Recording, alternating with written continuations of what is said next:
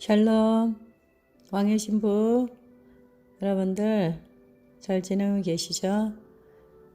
네, 벌써 왕의 신부 마지막 장 9장이 되었습니다. 어떻게 이 왕의 침소로 이 책을 통하여서 여러분들 신랑 되시는 예수님과 더 친밀한 관계가 되셨습니까?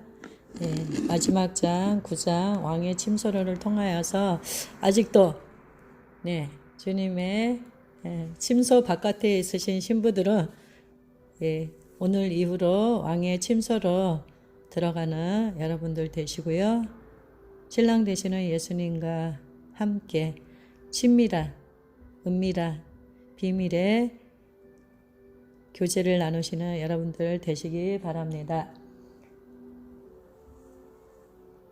만군의 여호와여, 주의 장막이 어찌 그리 사랑스러운지요. 내 영혼이 여호와의 공정을 사모하여 세약하며 내 마음과 육체가 생존하시는 하나님께 부르짖나이다. 시편 84편 1, 2절. 2000년 전 예수님께서 십자가에 달려 다 이루었다고 부르짖으셨을 때 주님의 영을 가리던 육체가 찢어지고 하나님과 영혼이 분리되었던 인류를 구원하셨다. 그 순간 하늘문이 열리고 하나님의 손이 성전에 들어가 지성소를 가린 휘장을 위에서 아래로 찢으셨다. 이제 하나님의 마음은 그를 찾는 모든 자들에게 영원히 드러났고 그와 커뮤니케이션 하려는 모든 이들에게 주님의 마음이 활짝 열려 있다. 이제 원하는 자는 누구나 하나님의 보좌로 나아갈 수 있다. 다 끝났다. 하나님께 접근할 수 없던 시간이 영원히 끝났으며 대제사장이 중지하는 동안 주의 백성들이 밖에 서서 기다리던 때가 영원히 끝났다. 하나님께서 직접 휘장 너머의 친밀한 중보의 자리로 우리를 이끄신다. 하나님과의 이런 교제는 가장 깊은 단계의 기도이다. 이것은 지성소에 있는 왕의 침소로 들어가고자 하는 사람은 누구나 누릴 수 있는 특권이다. 왕의 침소로. 여전히 많은 교회들이 왕의 침소에 대해 의문을 갖고 있다. 왕의 침소란 과연 어떤 곳이며 누가 들어갈 수 있고 또 그곳에 어떻게 들어갈 수 있을까? 그들은 오직 중보자만이 환영받는다고 잘못 믿고 있다. 아니다. 이곳은 모든 신자들에게 열려 있다. 그리고 중보자라고 해서 모두가 다 이런 교제를 누리는 것도 아니다. 사실 깊은 수준의 친밀감으로 하는 기도에 대한 글이 드물고 또 그렇기 때문에 우리는 이에 대해 배울 필요가 있다. 그러나 먼저 앞서 다룬 것들을 잠시 검토해 보자. 5장에서 보았듯이 이 사람의 몸, 혼과 영은 구약의 장막이나 성전을 나타내며 몸은 바깥들을, 혼은 성소를, 영은 지성소를 상징한다. 사도 바울에 따르면 우리 몸은 하나님의 전이다. 기도 가운데 하나님과 더불어 침소, 즉 지성소의 친밀감을 누리기 위해서 우리는 우리 몸과 혼을 영의 통치 아래로 가져와야 하고 이때 우리의 영은 하나님과 한 영을 이룬다. 무엇이 문제인가? 이제 문제는 어떻게 우리 몸을 혼에게 복종시키고 혼을 영에게 복종시키느냐 하는 것이다. 이럴 때에만 비로소 우리의 전 존재가 우리 안에 계시는 성령님께 복종하게 된다. 그러면 어떻게 겉사람을 내주하시는 성령께 복종하게 할 수 있을까? 이것이 딜레마이다. 몸과 혼을 성령님께 복종시키려고 노력하며 할수록 더욱 밖으로만 튀려는 자신을 발견하게 된다. 우리 생각을 주께 내려놓고자 했을 때 전쟁이 벌어지고 이때 우리의 자의식은 더욱 강해진다. 실패는 자명하다. 이런 이유로 많은 이들이 인생을 영원히 변화시킬 만한 주님과의 직접적인 만남을 포기해버렸거나 피해버렸다. 난 여러분에게 다시금 시도해보라고 격려하고 싶다. 시간과 장소. 우선 자신의 생각을 잠잠케 할 수 있는 적절한 시간과 장소를 정하는 것이 중요하다. 전화나 문소리 혹은 그 밖의 주의를 산만하게 하는 것들로 방해받아서는 안 된다. 또한 시간을 따로 정해놓기 전에는 결코 이 일을 할 수 없다. 우리 삶의 최우선 순위를 주님께 두어야만 한다. 주님과의 친교란 관계를 맺는 것이라는 사실을 명심하라. 우리 영혼의 연인이신 그분은 우리와 교제 나누기를 원하신다. 친밀함은 우리의 영을 잠잠케 하여 주님께 내 생각을 맞출 때 시작된다. 자세, 펜과 노트. 자세는 중요하지만 전적으로 그 사람에게 달려있다. 앉거나 무릎을 꿇거나 심지어 엎드릴 때 가장 집중이 잘 될 수 있다. 가장 중요한 것은 마음의 자세이다. 눈을 감을 때 세상의 유혹이 많이 차단된다. 기억하라. 예수께서는 하나님의 나라는 너희 안에 있느니라고 말씀하셨다. 생각이 자꾸 이리저리 방황하게 되는 것은 타락한 본성과 관련이 있다. 생각은 영처럼 거듭나지 않기 때문에 매 순간 새로워져야 한다. 사도 바울이 쓴 것처럼 생각을 사로잡아 복종시켜야 한다. 활발한 정신 활동 때문에 전화할 사람이나 해야 할 일 또는 가야 할 장소가 기억날지도 모른다. 기도의 여정에 대해 처음 배울 때 나 역시 이 문제로 씨름했다. 산만함과 싸우다 친밀감을 찾으려는 노력이 번번이 좌절되었다. 이렇게 자꾸 방해를 받으면서 죄책감과 패배감이 또 하나의 장애가 되었다. 그리고 이런 악순환을 거듭하면서 결국 바깥들에서 더 이상 나아가지 못하는 자신을 발견했다. 그러나 펜과 노트를 가까이 두면서 해결을 받았다. 떠오른 생각들을 적어두자. 더 이상 잊어버릴 염려가 없었다. 정직한 마음으로 주님을 따르고자 할 때 대적이 당신을 송사하지 못하게 하라. 때가 되면 주님께 감정뿐 아니라 주의력까지도 아낌없이 드리는 법을 배우게 될 것이다. 보좌로 가까이 열정적인 마음으로 주님 앞에서 잠잠히 기다렸다면 이제 삼위일체 하나님을 높이라. 성부, 그분의 성품을 찬양하라. 사랑의 감정을 다 쏟아부으면서 아버지께 이렇게 말씀드리라. 아버지, 모든 이름 중에 가장 뛰어난 당신의 이름을 송축합니다. 당신은 위엄과 영화로 옷 입으셨습니다. 당신이 주님 되시니 제게 기쁨이 넘칩니다. 모든 영광과 존귀를 받으시옵소서. 주님의 측량할 수 없는 사랑을 증거하며 주님 외엔 다른 어떤 신이 없다는 사실을 천사와 마귀 앞에서 증거합니다. 당신은 유일한 하나님이십니다. 당신은 영원한 하나님이십니다. 스스로 계시며 항상 존재하시는 영원한 하나님, 위대한 분이십니다. 당신은 사랑하는 아버지이십니다. 당신은 제 아버지이십니다. 제가 당신을 사랑합니다. 정말 사랑해요. 마음속으로부터 몽글몽글 솟아오르는 사랑을 표현하라. 그분께 우리 사랑을 쏟아놓자. 우리 죄를 위해 그 아들을 희생시킨 그 큰 사랑에 대해 아버지를 송축하라. 우리를 위해 항상 거기에 계셔서 놀라운 아버지가 되시는 그분께 감사 돌리라. 거룩한 삶을 살도록 도우시는 성령을 주신 그분께 감사하라. 급하게 떠나지 말고 그곳에 머물라. 찬양으로 그분을 높이라. 함께 교제를 누리라. 예배에 푹 빠졌다면 이제 아들께 집중하라. 성자 아낌없이 높이라. 이 땅에 계셨을 때 행했던 기적과 각기 다른 상황들을 다르게 다루신 방법들에 대해 주 예수께 감사하라. 예수님, 당신은 찬란한 영광으로 빛나십니다. 성부 하나님께서 당신을 영원한 것으로 호위하며 들이셨을 때 당신은 모든 존귀와 영광과 찬양을 받으실 수 있는 권리를 차지하셨습니다. 혈류병을 앓던 여인을 다루어 주신 그 방법으로 인해 감사드립니다. 그녀는 12년 동안 너무 지치고 낙담했었지요. 당신은 그런 여인에게 따라 용기를 내라.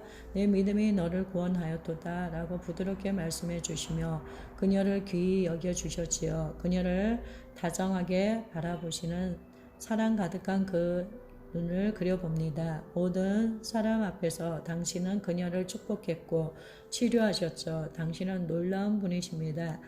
예수님, 제게도 사람들을 향한 그런 열정이 있길 원해요. 당신은 존귀하시며 저는 당신을 흠모합니다. 저는 당신의 임재 앞에 기쁨으로 앉아 있습니다.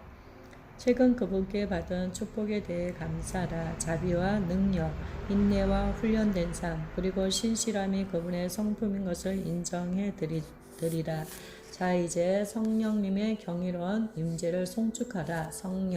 성령께서 기름 부어주시고 계시하여 주심에 얼마나 많이 감사하고 있는지 그분께 말씀드리라. 찬양합니다. 성령님, 당신은 신실하십니다. 눈으로 볼 수 없는 것을 보게 하시고 귀로 들을 수 없는 것을 듣게 하시고 사람이 이해할 수 없는 것들을 알게 하신 당신께 감사를 드립니다.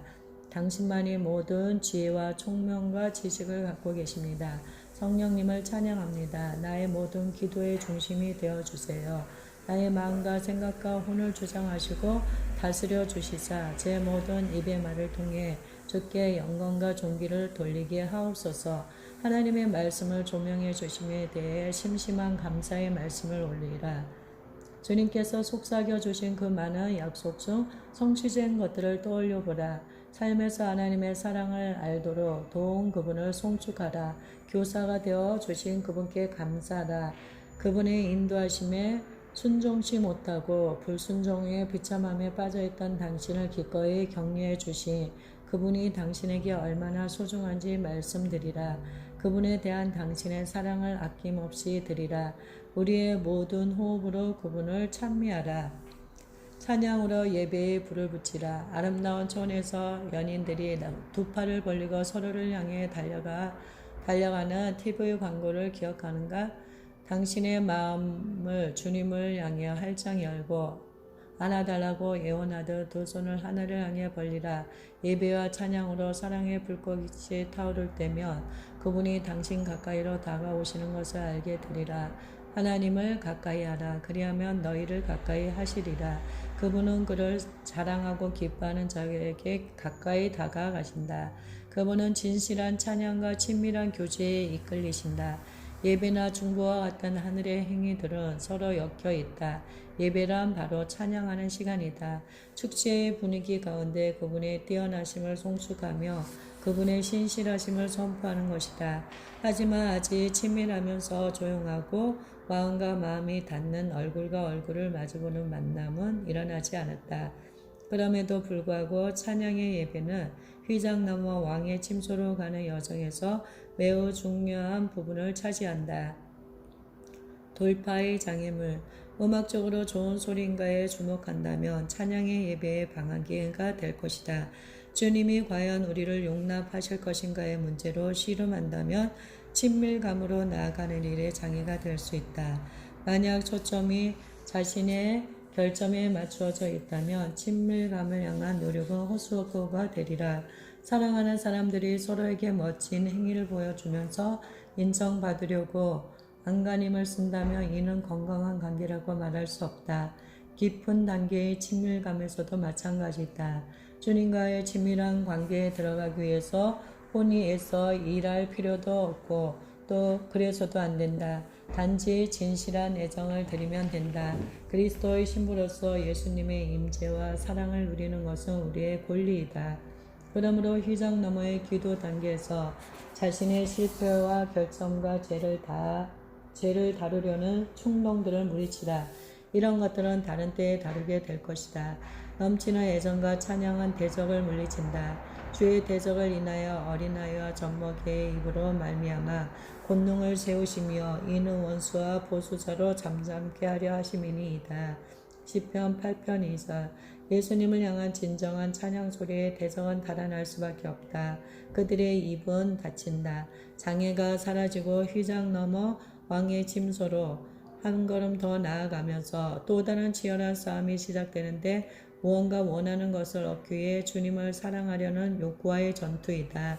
이는 참 유치하고 이기적인 마음이다.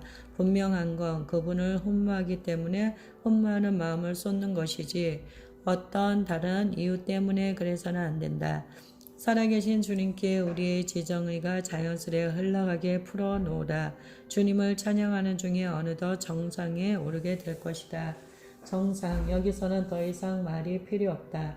다윗은 이것을 주의 폭포 소리에 깊은 바다가 서로 부르며 주의 파도와 물결이 나를 엄물하도소이다 라고 표현했다. 깊은 바다가 서로 부르며 라는 것은 하나님의 영이 우리 영 안에 있는 하나님의 깊은 것을 찾아내어 우리에게 계시해 준다는 의미이다. 시공의 한계를 뛰어넘는 이 거룩한 순간 우리는 지성소로 들어간다. 그분을 향한 우리의 사랑과 우리를 향한 그분의 사랑에 푹 잠길 때 이제 세상 것은 온데간데 없다. 마치 산의 정상에 도달한 것처럼 큰 기대와 안도감 가운데 지평선을 바라보며 또 다른 모험을 기다린다.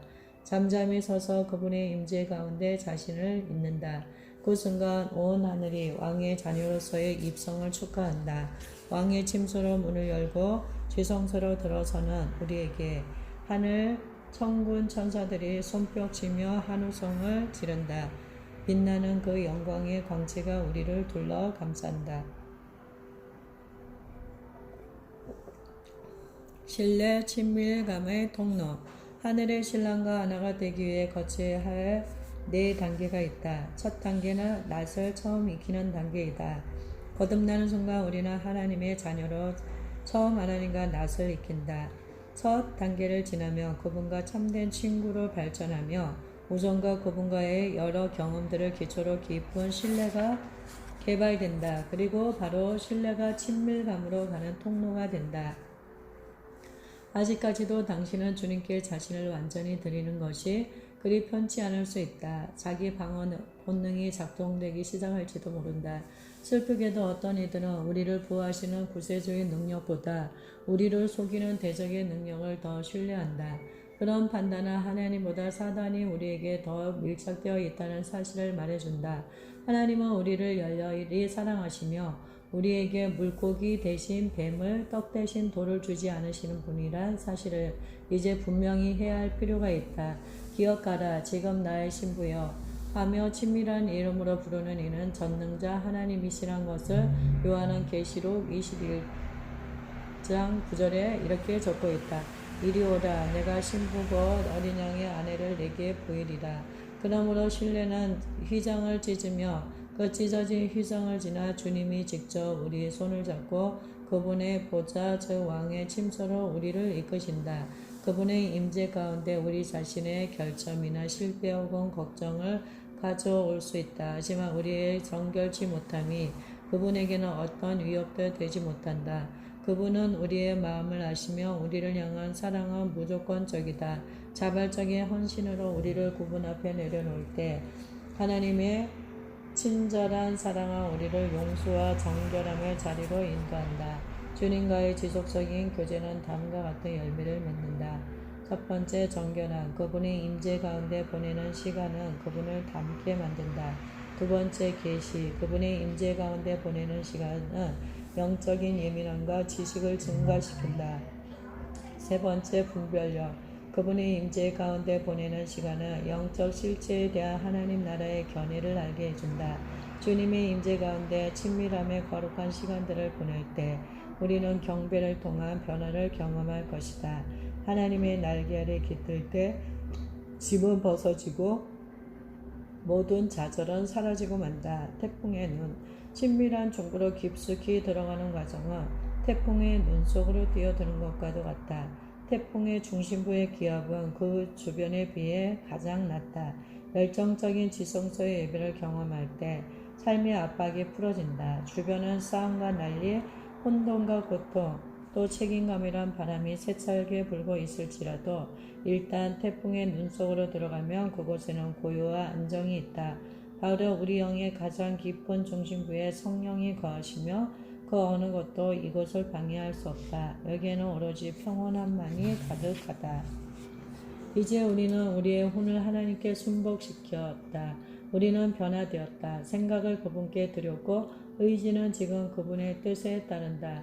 감정은 그분의 감정과 연결되어 있다. 완전한 연합으로 성령님과 협력하여 그분을 섬기고 있다. 주님은 우리를 신뢰할 수 있다고 보신다.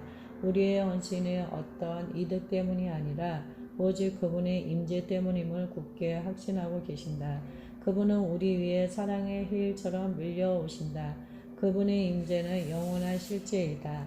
그분이 왕의 겉옷으로 우리를 덮을 때 영적인 전류가 통한다. 나는 그분의 것이고 그분은 나의 것이다. 형언할 수 없도록 완벽한 동행의 기쁨이 우리를 덮고 비길 데 없는 평화가 우리를 주장한다. 마치 세상의 속박에서 벗어나 하늘로 오른 것 같다. 말할 것도 없이 주님은 우리를 걱정으로부터 해방시키신다. 아무 말 하지 않아도 기도의 응답이 주어진다. 너희에게 있어야 할 것을 하나님 너희 아버지께서 아시느니라. 지금 우리가 경험하는 것은 바로 예수님의 중보이다. 왕의 침소 즉 지성소에서의 중보를 달리 표현하자면 마치 하나님의 영이 우리의 영을 풍선처럼 부풀게 하는 것과 같다. 우리의 온이 성령께 복종하고 하나님의 바람이 우리의 영을 확장시킨다. 예수께서 또 가라사대 너희에게 평강이 있을지어다. 아버지께서 나를 보내신 것 같이 나도 너희를 보내노라. 이 말씀을 하시고 저희를 향하사 숨을 내쉬며 가라사대 성령을 받으라. 우리가 우리 영을 다 품어내고 성령을 들이마실 때 광야의 침소는 온통 하나님의 숨결로만 채워진다. 그리고 생기를 공급하는 임재의 충만한 가운데 우리는 숨쉬며 움직인다. 역대하 7장에 묘사된 세키나 영광이 성전에 가득한 장면과 비교해보자. 영광이 임할 때 제사장과 백성 모두는 성전에 서 있을 수 없었다. 친밀한 중모 가운데 영광이 임하게 되면 시간, 공간, 배고픔, 책임감, 기도의 제목 이 모든 것들이 다 사라지고 하나님께서 그분 자신으로 우리를 감싼다. 스스로 정해서 무언가 하려는 의지는 풀어지고 오직 한 가지 그리스도 그분만을 원하게 된다. 우리의 혼은 영에 대항하여 싸우기를 그치고 성령께서 우리를 이끌어 지성소로 가실 때 혼은 잠잠히 순복한다. 하늘의 안주인, 왕의 침소 즉 지성소의 안주인은 성령님이시다. 성령님은 우리가 먹을 영적인 양식을 장만하여 우리를 먹이신다. 우리는 그저 그분 상에서 즐기고 교제하면서 주는 것을 받아먹기만 하면 된다. 그것이 어떤 계시일 수도 있고 혹은 확증하는 사랑의 달콤함일 수도 있다. 때론 기도할 제목일지 모른다. 주님께서 그분의 사랑을 표현하실 때 꼭 말하는 것은 아니시다. 우리는 영적인 존재인 까닭에 그분의 애정을 부드러운 평강에 담아 주실 수도 있다. 혹은 특별한 이유 없이 울음이 터지기도 하고 성령께서 탄식하시는 것처럼 우리 영으로 탄식할 수 있다. 어쩌면 주님이 비유로 말씀해 주시기도 하고 어떤 상징을 계시해 주시거나 혹은 알던 성경 구절에 새로운 의미를 부여해 주실 수도 있다. 때로는 그저 사랑해라고 말씀하시기도 한다. 이런 과정이 한순간에 일어날 수도 있지만 10분이 걸리거나 어쩌면 2시간이 걸릴 수도 있다. 사랑에 빠지면 시간은 아무런 문제가 되지 않는다. 이런 특별한 순간들이 지나 우리는 또다시 그 임재 안에 그냥 가만히 앉아 있을 수 있다. 예수님과의 친밀감의 문을 여는 열쇠는 우리의 모든 선입견을 내려놓는 것이다. 문 앞에서 내가 갖고 있던 기대를 다 내려놓고 단지 그 주님과의 교제를 즐기라. 경험이 많든 적든 아무런 상관이 없다. 하늘의 연인에게 강요하지 말라. 여기서 주의해야 할 점을 말해주겠다. 하나님의 보좌 앞에서 나를 위한 공간은 없다. 이기심은 인간관계조차 파괴하지 않던가? 뭘 달라고 요구할 때가 아니다. 우리가 휘장 넘어 왕의 침소에서 친밀감을 누리지 못하고 좌절하는 대부분의 이유는 대부분 이 순간 자신의 요구를 주장하기 때문이다. 우리는 때때로 이기적인 마음의 조급함과 욕심으로 하늘의 연인을 이용하려 한다. 그분이 우리 전 존재를 그분께로 취하기 위해서 이렇게 오래 기다렸음에도 우리는 그분에게 냉정하게 강요하며 뻔뻔하게 무언가를 요구한다.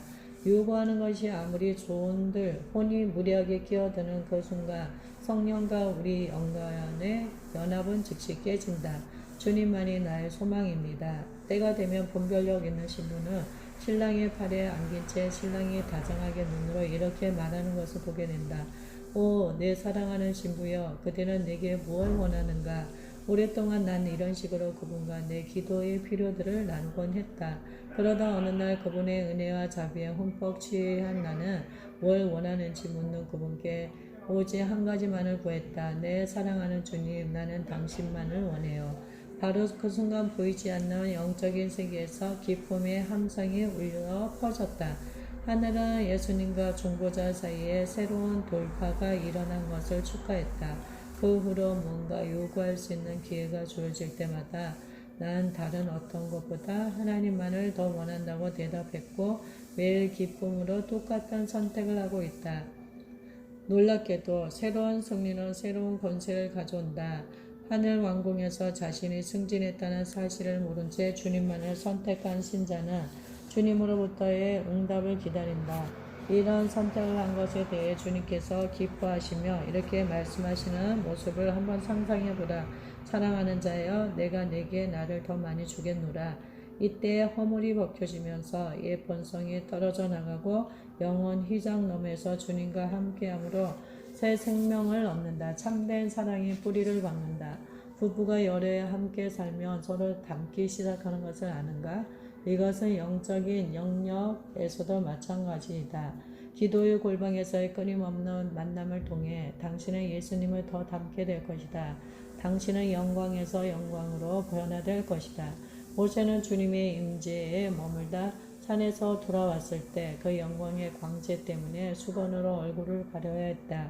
당신이 그분과 함께 산에서 시간을 보낼 때 사람들은 당신에게서도 하나님 영광의 광채를 볼 것이다. 친밀감만을 위한 친밀감. 이런 말이 있다. 부자들은 무언가 얻기 위해 친구가 되는 사람과 진짜 친구를 구분하는 데 어려움을 겪고 있다. 오늘날 신문 머리 기사엔 돈 때문에 결혼했다가 결국 탐욕으로 망해버린 결혼 생활에 대한 이야기들로 가득하다. 주님에게도 단지 그의 명성이나 기업의 풍성함 때문에 그를 따르는 영적인 신부들이 있다. 하지만 우리는 오직 주님만을 원하는 순수하고도 신실한 마음으로 그분 앞에 나와야 한다. 이러한 이기적이지 않고 순수한 경배가 주님을 한량없이 축복하며 동시에 우리를 완전히 변화시킬 수 있다. 지성소로 들어갈 때 우리의 기도 제목들을 내려놓아야 하며 그분을 산타크로스나 하늘에 돈 많은 늙은이 줌으로 여겨서는 안 된다. 그런 것들은 다른 기회에 올려야 한다. 지금 이 순간은 하나님으로부터 계시나 말씀을 구하는 시간도 아니다. 설령 그분이 우리 마음 가운데 진리를 덩어리째 내놓기 시작한다 해도 우리의 모든 관심은 오직 그분 한 분에게만 모아져야 한다. 친밀감만을 위한 친밀함의 시간이다. 우리가 이곳에 있는 목적은 교제와 사랑과 헌신 때문이며 꼭 그분이 그분 마음을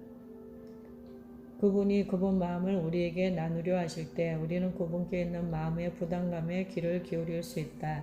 이것이 바로 기도의 절정이다. 왕의 침소에서 보내는 시간은 우리가 지상에서 경험할 수 있는 하나님과의 가장 심오하고도 지고한 순간이다.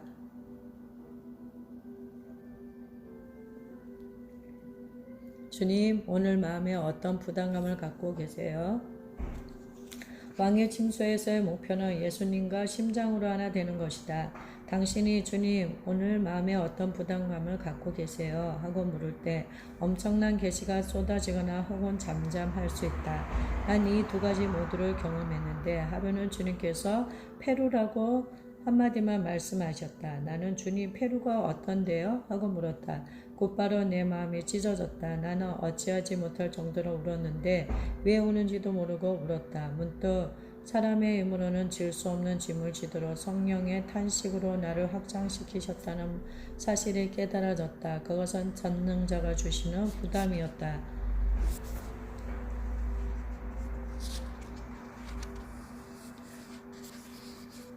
순간 내 머리에 어린이들의 모습이 스쳐갔다. 이것이었다. 난 페루에 살고 있는 어린이들을 위해 울고 있었던 것이다. 그리고 페루 어린이들을 위해 기도할 때 내 울음이 더욱 격렬해졌다.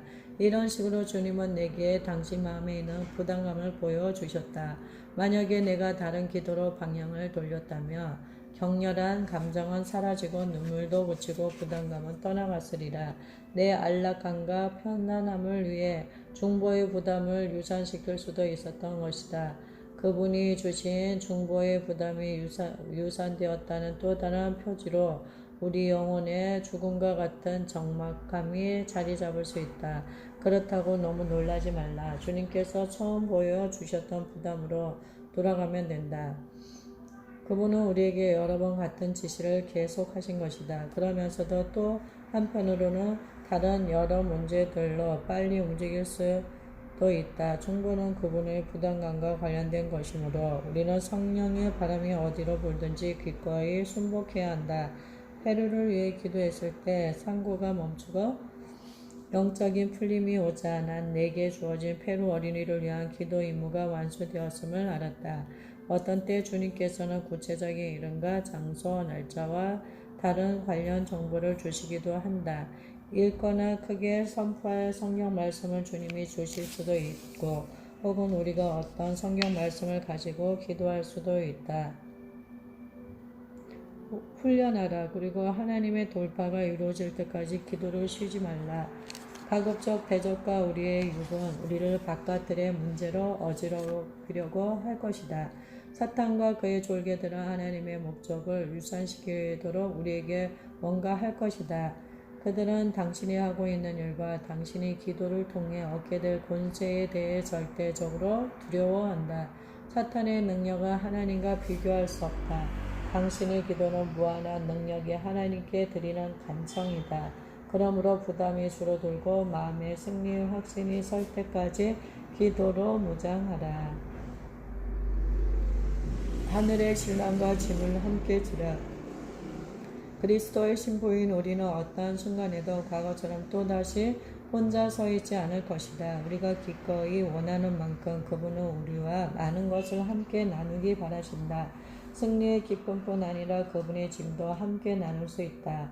만일 우리 가족 중 한 사람에 대한 그림을 주님이 보여주셨다고 가정해보자. 성급한 판단을 내리거나 혹은 우리 인간적인 관점에서 사랑하는 가족을 위해 하나님께 무언가를 요청하려는 유혹을 물리치고 이렇게 여쭈어라. 주님, 제 사랑하는 가족에 대해 어떻게 생각하세요?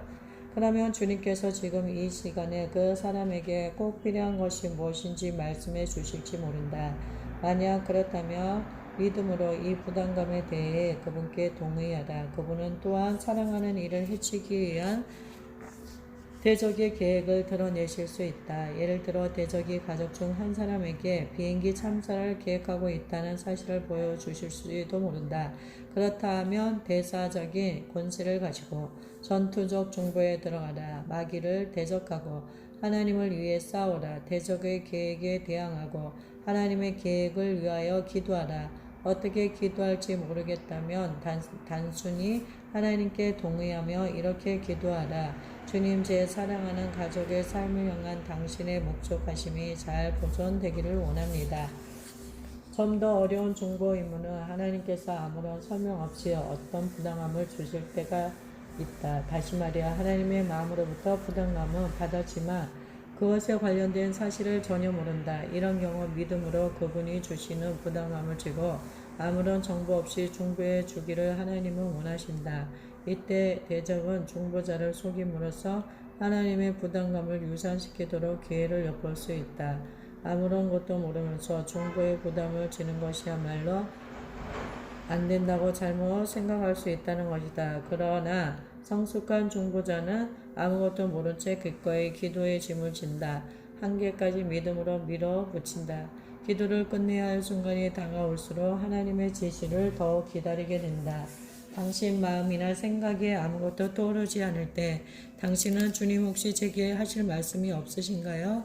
하고 묻게 될 것이다.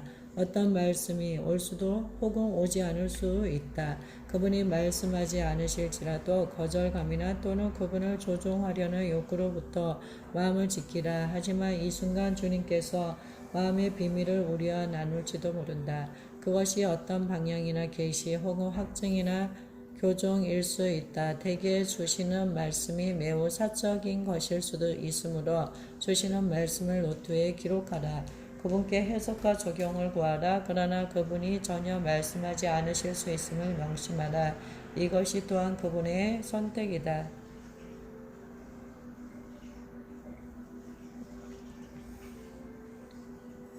메마른 기간.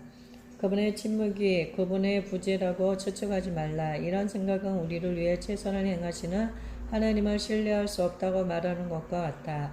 모든 관계에 있어서 침묵은 신뢰가 쌓이고 서로를 향해 편안해지고 있다는 증거이다.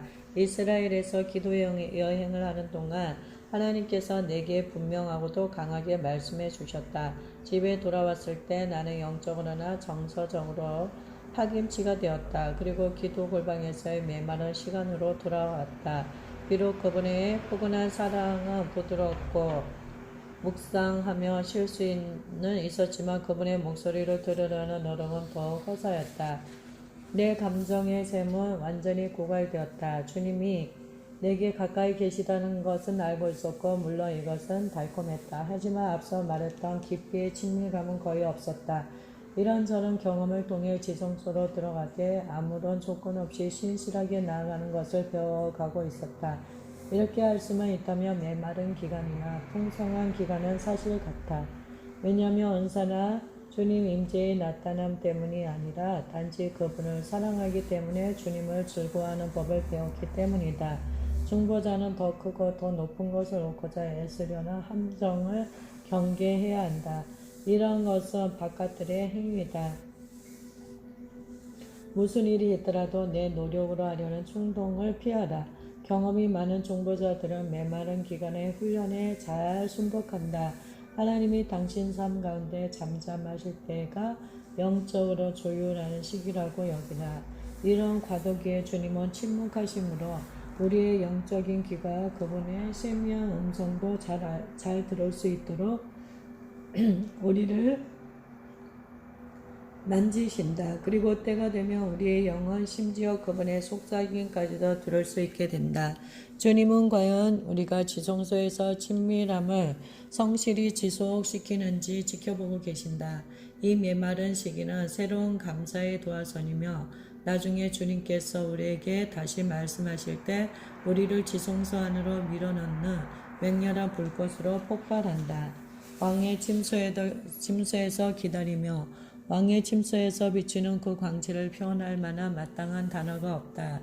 예수님과의 오랜 여정을 통해 내가 깨달은 바는 하나님의 심장 속으로 멈추지 않고 계속 밀고 들어가는 자들만이 그분 안에 거할 공간을 발견할 수 있다는 것이다. 주님과의 깊은 교제를 갈망하며 그 가운데 머물고 또 계속해서 그걸 원하는 모든 신자들은 누구나 그 깊은 친밀함을 누릴 수 있다. 사랑하는 친구들이여, 여러분은 원하는 만큼씩 하나님을 가질 수 있다. 당신의 시간과 눈물을 기꺼이 바치겠는가? 더 깊은 친밀감으로 들어가지 못하게 막는 것들을 그냥 그대로 놔둘 것인가? 그분 안에 거하는 기쁨을 진정으로 갈망하고 있는가? 그분은 우리와 교제하고 싶어 지금도 기다리고 계신다. 우리가 많이 줄이고 목마르다면 구하는 모든 자들에게 주신 나를 믿는 자는 성경의 이름과 같이 그 배에서 생수의 강이 흘러나리라는 약속의 말씀을 경험할 것이다. 휘장 넘어 왕의 침소에서 주님과의 달콤한 사랑을 한번 맛보기만 한다면 이 땅의 어떠한 짜릿함도 우리를 유혹할 수 없으리라. 생각해 봅시다. 첫 번째, 당신은 어떤 식으로 이기적인 신부가 되곤 했습니까?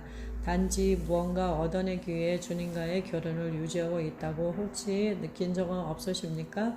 두 번째, 예수님과 함께 홀로 있는 개인적인 시간과 장소를 따로 갖고 계십니까? 세 번째, 지성소로 들어오라는 그분의 부르심을 거절한 적이 계십니까? 그분을 향한 당신의 사랑에 대해 만족하고 계십니까? 당신은 지금 그분께 더 민감하게 되길 원하십니까? 네 번째, 기도 가운데 씨름이 시작되면 당신은 포기하십니까? 그분과의 결혼 생활 가운데 메마른 시기를 거치셨습니까?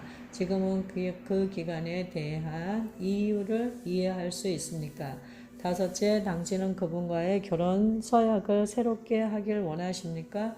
그분께서 왕의 침소로 당신을 초청하실 때 네라고 대답하시겠습니까? 휘장 넘어 그분과 함께 거하시겠습니까?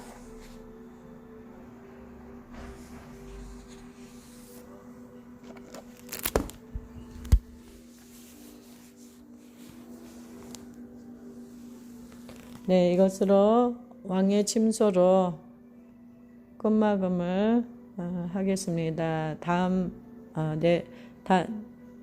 내일부터는 영광의 세대라는 책을 가지고 분들과 은혜의 귀한 시간을 갖도록 하겠습니다. 그동안 왕의 침소로 끝까지 경청하여 주신 여러분 감사합니다. 찬양합니다. 축복합니다.